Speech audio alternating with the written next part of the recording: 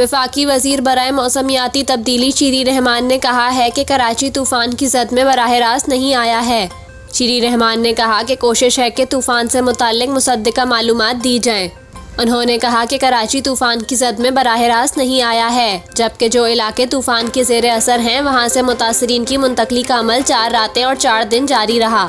वफाकी वजीर का कहना था कि अभी कराची एयरपोर्ट पर फ्लाइट्स रोकने से मुताल्लिक कोई फैसला नहीं। शीरी रहमान ने अवाम से फिलहाल समंदर पर ना जाने की अपील की। गुज़िश्ता रोज शीरी रहमान ने बताया था कि जुमेरात दिन 11 बजे समंदरी तूफान केटी बंदर से टकराएगा, लिहाजा लोगों से अपील है इंतजामिया के साथ ताउन करें।